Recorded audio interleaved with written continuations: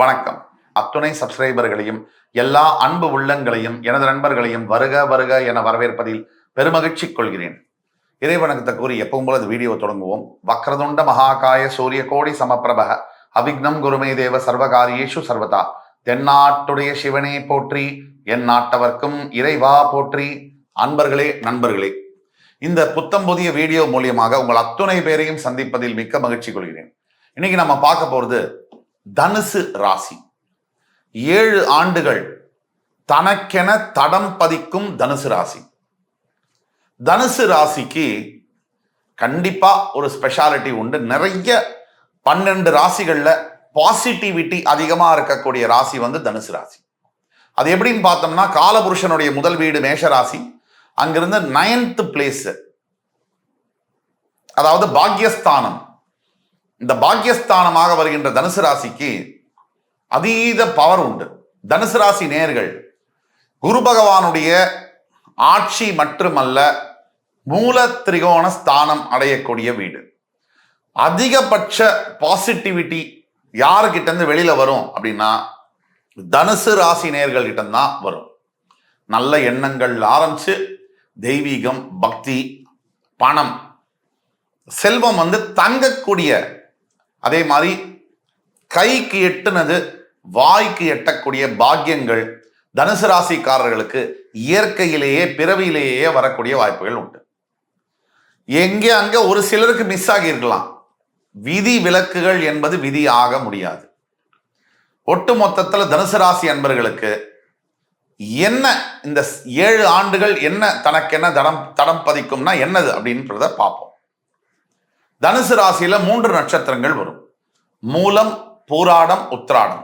இந்த மூலம் என்பது கேது பகவானுடைய நட்சத்திரம். இந்த பூராடம் என்பது சுக்கிரனுடைய நட்சத்திரம். இந்த உத்திராடம் என்பது சூரியனுடைய நட்சத்திரம். இந்த மூலம் என்பது கேது மூல நட்சத்திரம் முதல் பாதத்தில் ஒருத்தர் பிறக்கிறார் அப்படின்னா சராசரியா 7 வருஷம் கேது தசைக்குள்ள இருப்பார். அது முடிஞ்ச சுக்கிர தசை ஒரு 20 வருஷம், 27 வயசு. அது முடிஞ்சு சூரிய தசை ஒரு 7 வருஷம், 34 வயசு. அதுக்கு முடிஞ்சு சந்திர தசை ஒரு 10 வருஷம், 44 வயசு. இது முடிஞ்சு செவ்வாய் திசையானது ஆரம்பிக்கும். செவ்வாய் திசை தனுசு ராசிக்கு ஏன் ஸ்பெஷல்? இதுதான் கொஸ்டின். செவ்வாய் தனுசு ராசிக்கு 5ஆம் இடத்திற்கு அதிபதி, மேஷத்திற்கு அதிபதி. இந்த 5ஆம் இடம் என்பது பூர்வ புண்ணிய ஸ்தானம். இந்த பூர்வ புண்ணியம் பேங்க் அக்கவுண்ட்ல பேலன்ஸ் இருந்தா மட்டும்தான் நம்மளால எந்த பொருளையும் வாங்க முடியும், எந்த டிரான்சாக்ஷனையும் பண்ண முடியும். பூர்வ புண்ணியம் ஒரு மனிதனுக்கு இல்லைன்னா, அதனாலதான் நம்ம பார்க்குறோம் பிளாட்ஃபார்ம்ல ஏழை குழந்தைகளா பிறந்து இந்த வெயில்ல பிச்சை எடுக்கிறாங்க இல்லையா, இந்த மாதிரிலாம் கஷ்டப்படுறது ஒரு ஜீவன் அந்த மழையில 3 வேளை சரியான சாப்பாடு கிடைக்காம, சரியான கல்வி மறுக்கப்பட்டு, இந்த மாதிரி வாழ்க்கை முழுக்க ஸ்ட்ரகிள். அது ஏன்னா 5ஆம் இடம் பூர்வ புண்ணியஸ்தானம் சரியாக இல்லை. அது மட்டும் இல்லை, எல்லாம் இருந்தும் கூட எதுவுமே இல்லாத சில பேர் வாழ்றாங்க இல்லையா. பெரிய பெரிய வீடுகள் இருக்கும், தன்னந்தனியே வாழ்வாங்க. அதுக்கும் காரணம் இந்த பூர்வ புண்ணிய ஸ்தானம் தான். ஆக இந்த பூர்வ புண்ணிய ஸ்தானாதிபதியான செவ்வாய் பகவான் அவர் திசையை நடத்தும் போது தனுசு ராசிக்கு ஒரு ஸ்பெஷல் திசையாக அது மாறும். எந்தெந்த சினாரியோல இந்த மாதிரி மாறும் அப்படிங்கிறத பத்தி தான் இன்னைக்கு விரிவாக பார்க்க போறோம். முதல்ல இந்த மூல நட்சத்திரத்துல பிறந்தாதான் 44 வயசுல செவ்வாய் தசை வரும்னு சொன்னேன். 44 வயசுக்கு அப்புறம் செவ்வாய் தசை வந்தா என்ன சார் அப்படின்னு கேட்கக்கூடாது. 40 வயசுல இருந்து 50, ஏன் 25ல இருந்து 50 வயசு வரைக்குமே ஒரு மனிதனுடைய பீக் லைஃப் டைம்னு சொல்லப்படுது. அதுல 40ல இருந்து 50க்குள்ள வந்தா கூட ஒரு மனிதன் மிகப்பெரிய அளவுல வர முடியும். ஒரு எடுத்துக்காட்டுக்கு பாரத பிரதமர் நரேந்திர மோடிஜி 51வது வயசுல தான் பதவிக்கே வராது. அதுக்கு முன்னாடி அவர் வெறும் காரியகர்த்தா மட்டும்தான். எடுத்து 51வது வயசுல ஸ்ட்ரைட்டா முதலமைச்சர் பதவியில உட்கார்றாரு. 3 முறை முதலமைச்சர், 2 முறை பாரத பிரதமர், அடுத்தது 3வது முறை ரெடி ஆயிருக்காரு. ஆக இந்த காரணம் எல்லாம் நேரமும் காலமும் ஒருத்தருக்கு வந்துட்டா எந்த ஏஜ் அப்படிங்கிறது கணக்கு இல்லை. எந்த வயசா இருந்தாலும் அவங்க அதை அனுபவிக்கக்கூடிய அளவுல பாக்கியத்தை அவங்களுக்கு கொடுக்கும். இப்போ மூல நட்சத்திரத்துல ஒருத்தர் பிறகல, பூராட நட்சத்திரத்துல பிறந்திருக்காரு அப்படின்னா 7 வருஷம் கம்மி பண்ணிக்கணும். 37லயே இந்த செவ்வாய் திசை வந்துடும். இல்லை உத்திராட நட்சத்திரத்தில் ஒருத்தர் பிறந்திருக்கார் அப்படின்னா இன்னொரு 20 வருஷம் கம்மி பண்ணணும், 17 வயசுலேயே வரும். எப்படி பார்த்தாலும் குறைந்தபட்சம் 17 வயசுலேருந்து 44 வயசுக்குள்ள இந்த செவ்வாய் திசையானது ஆரம்பமாகும். பீக் டைம்ல.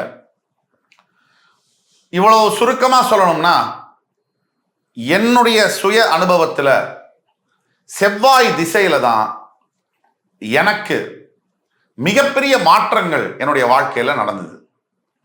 செவ்வாய் திசையானது ஒரு மனிதனை எந்த அளவிற்கு ராஜயோகத்தில் உயர்த்தும் அப்படின்னு சொன்னா அது சொல்லவே முடியாது. யாராகிறது எனக்கு தெரிந்த பல உதாரணங்கள் இருக்கு. ஒண்ணுமே இல்லாத ஒருத்தரை கூட செவ்வாய் திசையானது ஓரளவுக்கு சுபத்துவத்தோடு இருந்தால் கூட போரும். சூரியன் மற்றும் செவ்வாய் ராஜ கிரகங்கள். இந்த செவ்வாய் திசை நடக்கும் பொழுது ஒரு மனிதனுடைய வாழ்க்கையை அப்படி புரட்டி போடுது. ஆக இந்த செவ்வாய் திசையானது 7 ஆண்டு காலங்கள் முதல் சினாரியோல அந்த செவ்வாய் பஞ்சமஸ்தானம் என்று சொல்லக்கூடிய மேஷராசியில் ஆட்சி பெற்று மூலத்திரியோணம் அடைந்திருக்க வேண்டும். அடைந்து அஸ்வினி நட்சத்திர சாரமோ பரணி நட்சத்திர சாரமோ அல்லாது கிருத்திகை நட்சத்திர சாரத்துல பிறந்திருக்கணும். அவர் இருக்கணும், நட்சத்திர பாதத்துல இருக்கணும். கிருத்திகை நட்சத்திர பாத அவர் செவ்வாய் இருக்கணும். கேதுவோ சுக்கிர சாரமோ இல்லாமல் மேஷ ராசியில் கிருத்திகை நட்சத்திர சாரத்தில் இருக்கும் பொழுது அந்த செவ்வாய் திசை 17 முதல் கிட்டத்தட்ட ஒரு 40 வயசுக்குள்ள வரும்பொழுது அந்த 7 வருஷம் மொத்த வாழ்க்கையும் மாற்றிடும். எத்தனையோ யூடியூபர்ஸ் இருக்கிற மத்தியில மீடியால நான் ஒரு 3 வருஷத்துக்கு சமீபமா ஒரு 3.5 வருஷமா தான் இருக்கும். அந்த 3.5 வருஷத்துக்குள்ள இவ்வளவு பெரிய ஆதரவு, ஃபாலோவர்ஸ், இது இந்த கிரகங்களுடைய ஆதிக்கமும் கூட கடவுளுடைய அனுகிரகமும் கூட.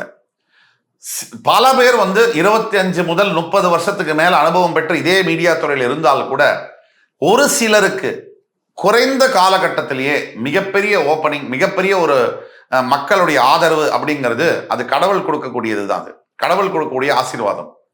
பெத்த அப்பா அம்மா அவர்கள் கொடுக்கக்கூடிய ஆசீர்வாதம் இதுதான் முக்கிய காரணம். அந்த அளவுல இந்த செவ்வாய் திசையானது ஒரு மனிதனுடைய வாழ்க்கையை புரட்டி போடும். மக்கள் செல்வாக்கு என்பது அதிகரிக்கும். அப்படி முதல் சினாரியோல உங்க ராசி தனுசு ராசி, 5ஆம் இடம் மேஷ ராசியில செவ்வாய் ஆட்சி பெற்று கிருத்திகை நட்சத்திர சாரத்தில் இருக்கணும். இந்த ஒரு கண்டிஷன் இருக்கு. கிருத்திகை நட்சத்திர சாரம் கொடுத்த சூரியன் நீச்சமாகாமல் இருக்க வேண்டும். இது சினாரியோ நம்பர் 1. சினாரியோ நம்பர் 2, இதே செவ்வாய் பகவான் உங்களுடைய பாக்யஸ்தானம் என்று சொல்லக்கூடிய சிம்மத்தில பூர நட்சத்திர சாரத்தில் இருந்தாலோ உத்தர நட்சத்திர சாரத்தில் இருந்தாலோ, முக்கியமா உத்தர நட்சத்திர சாரத்தில் இருக்காருன்னா அந்த சூரியன் வலுப்பெற்று இருக்கும் போது இந்த செவ்வாய் திசை யோக திசையாக மாறும். சினாரியோ நம்பர் 3ல இதே உங்களுடைய செவ்வாய் தனஸ்தானத்துல உச்சம் பெற்று, அதாவது மகர ராசியில உச்சம் பெற்று உத்திராட நட்சத்திர சாரத்துல இருந்தார்னா மிகப்பெரிய பலன்களை கொடுக்கும். அதே மாதிரி சிம்ம ராசியில உத்திர நட்சத்திர சாரத்துல செவ்வாய் இருந்தார்னா மிகப்பெரிய பலனை கொடுக்கும்.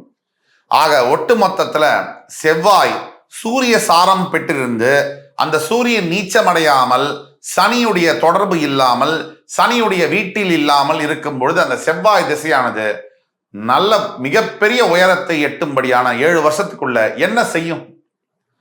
அன்றாட சாப்பாட்டிற்கே கஷ்டப்பட்டு கொண்டிருக்கக்கூடிய ஒரு மனிதனை அரசனாக மாற்றும். செவ்வாய் என்பது ராஜ கிரகம், போர் புரிவதை குறிப்பது. மார்ஸ் அப்படின்னா ஃபைட்டு, வாரு, அக்ரஷன், ராஜ்யத்தை கைப்பற்றுவது, கேப்டிவேட் பண்ணுவது, அக்ரசிவான முடிவுகளை எடுத்துவது, இராணுவம், தளபதி, இதெல்லாம் செவ்வாயுடைய ஆதிக்கம் பெற்ற விஷயங்கள். அப்படிப்பட்ட செவ்வாய் உங்களுடைய தனிப்பட்ட தனுசு ராசி நேயர்களுக்கு தனிப்பட்ட ஜாதகத்துல 17 முதல் 45 வயசு ஆகுது, உங்களுக்கு செவ்வாய் தசை நடக்குது. இப்பன்னா இது உங்களுக்கான வீடியோ. கீழே கொடுக்கப்பட்டுள்ள வாட்ஸ்அப் நம்பர் எங்களை தொடர்பு கொண்டு நீங்க பார்க்கலாம். தவிர தனிப்பட்ட முறையில் எந்த திசை நடந்தாலும் கூட உங்களுடைய எதிர்கால வாழ்க்கையில் உங்களுக்கு சந்தேகம் இருக்குமானால் இங்க கீழே கொடுக்கப்பட்டுள்ள வாட்ஸ்அப் நம்பர்ல எங்களை தொடர்பு கொண்டு பேசலாம். உங்களுக்கான பலன்கள் துல்லியமாக கிடைத்து தர காத்துக் கொண்டிருக்கிறோம் என்று கூறி அடுத்து வரும் காணொலியில் மறுபடி உங்கள் எல்லோரையும் சந்திக்கும் வரை உங்களிடமிருந்து விடைபெறுவது உங்கள் சுபாஷ் பாலகிருஷ்ணன். நன்றி, வணக்கம், வாழ்க வளமுடன்.